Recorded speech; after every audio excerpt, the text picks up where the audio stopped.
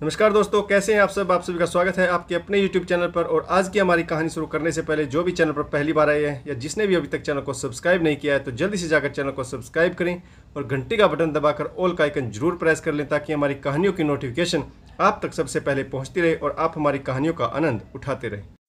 दोस्तों, प्रस्तुत है किरण विश्वकर्मा द्वारा रचित चर्चित कहानी बीबीजी गरीब हूँ पर चोर नहीं। सुमित्रा के पति का देहांत हो गया और कमाने का कोई जरिया नहीं दिख रहा था। पति के रहते हुए तो उन्हें कोई समस्या का सामना नहीं करना पड़ा था, पर अब घर संभालने के साथ साथ घर को चलाने की भी समस्या आ रही थी। 2 बच्चे थे, उन्हें पढ़ाना भी था, घर भी चलाना था। हालांकि घर में एक गाय और एक भैंस भी पाली हुई थी। उनका दूध बेचकर कुछ पैसे मिल जाते और राशन पानी गांव से आ जाता, लेकिन फिर भी सुमित्रा कुछ काम करने के लिए वह सोच रही थी कि कहीं से काम मिल जाता तो थोड़ी आर्थिक सहायता और मिल जाती, तब वह अपने बच्चों को और अच्छे से पाल सकती थी।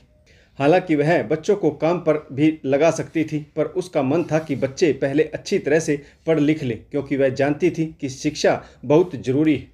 एक दिन बगल वाली पड़ोसन कमला ने बताया कि सेक्टर 12 में कोठी नंबर 15 में मालकिन को खाना बनाने वाली की ज़रूरत है और तुम भी काम ढूंढ रही हो, तो चलो मैं तुम्हारी बात करा देती हूँ। यकीन है मुझे उन्हें तुम्हारा काम जरूर पसंद आएगा, क्योंकि तुम खाना बहुत अच्छा बनाती हो। सुमित्रा ने यह सुनते ही हाँ कह दिया। भारी भरकम शरीर वाली लंबी चौड़ी सावित्री, उम्र लगभग 50 वर्ष, पर चुस्ती और फुर्ती गजब की थी। किसी भी काम में आलस्य नहीं था। वह कमला के साथ जाकर कोठी वाली मालकिन से बात कर आई। मालकिन ने बताया कि 2 दिन तक तुम्हारे हाथों का खाना हम खाकर देखेंगे कि तुम कैसा बनाती हो, तभी तुम्हें रख पाएंगे।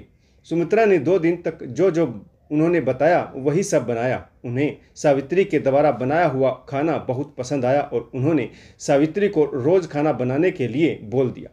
सावित्री सुबह जल्दी जल्दी घर के सारे काम निपटा लेती और फिर खाना बनाने के लिए मालकिन के यहाँ चली जाती। मालकिन के यहाँ 18 वर्षीय एक लड़का छोटू भी था जो घर के सारे काम करता था।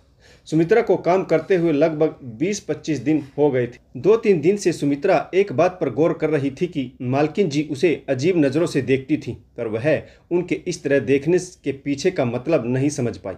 एक दिन वह शाम को जैसे ही रसोई में खाना बनाने के लिए आई तो देखा छोटू गिलास में कुछ पी रहा था।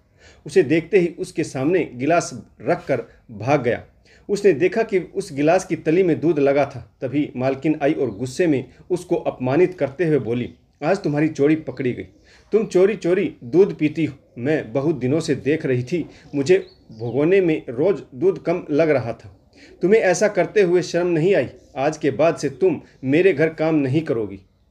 सुमित्रा ने इतना सुनते ही गुस्से से मालकिन को देखा तो पीछे वह लड़का भी खड़ा था और मालकिन की बातें सुनते हुए बड़ी ही कुटिलता से मुस्कुरा रहा था। चोरी का इल्जाम सुनते ही सुमित्रा गुस्से से भर उठी। उसने अपना भारी भरकम बायां हाथ आगे बढ़ाया और उस लड़के के एक हाथ को कसकर पकड़ लिया और अपना दाहिना हाथ उसे दिखाते हुए कहा कि छोटू, सही सही बताओ कि यह दूध की चोरी कौन करता है? वह मैं ही दूध की चोरी करता था। पहले तो मुझे मौका नहीं लगा, लेकिन जब से आप आने लगी तो मैंने सोचा कि चोरी मैं करूंगा और यह इल्ज़ाम आपके ऊपर लगा दूंगा। मुझे दूध बहुत अच्छा लगता है, पर मालकिन जी कभी देती ही नहीं थी। खाना भी हमेशा कम ही देती, जिससे मेरा पेट नहीं भरता। बाहर खाने के लिए पैसे भी नहीं देती। जो भी पैसा देना होता है वह घर भेज देती।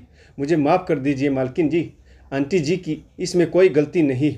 छोटू हाथ जोड़कर बोला, अब सुनिए मेरी बात। आपको शायद पता नहीं कि मेरे यहाँ 2 गाय और 1 भैंस मैंने पाली हुई। मेरे घर में दूध दही की कोई कमी नहीं है। हम लोग तो कभी कभी दूध दही ज़्यादा होने पर अपने पड़ोस में बांट देते हैं। आपके यहाँ काम करती हूँ, इसका मतलब यह नहीं कि आप मुझे गरीब समझकर कोई भी आरोप मुझ पर लगाकर इतना अपमानित कर दोगी।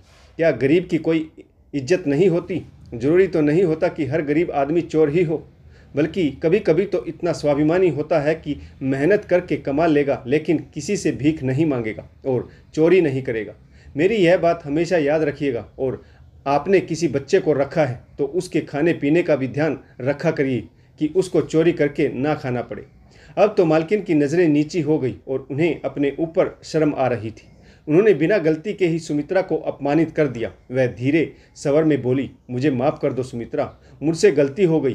तुम्हें काम छोड़ने की कोई आवश्यकता नहीं मालकिन, चोरी का इल्ज़ाम लगने के बाद तो मैं अब यहाँ काम नहीं कर सकती। आप मेरे जितने दिन मैंने काम किया है उतने दिन का हिसाब कर दीजिए, और एक बार जो मैंने कमिटमेंट कर दी तो मैं खुद की भी नहीं सुनती। यह कहते हुए सुमित्रा अपना हिसाब कर पैसा लेकर चलती बनी। तो दोस्तों, कहानी आपको कैसी लगी कमेंट्स जरूर कीजिएगा। आपको इस कहानी से क्या सीख मिली और इस कहानी में आपको किस पात्र की भूमिका अच्छी रही, यह भी कमेंट्स के जरूर बताएगा। आशा करता हूँ कहानी आपको जरूर पसंद आई होगी। तो कहानी सुनने के लिए आप सभी का बहुत बहुत धन्यवाद। जय हिंद, वंदे मातरम, भारत माता की जय। जय जवान और जय किसान।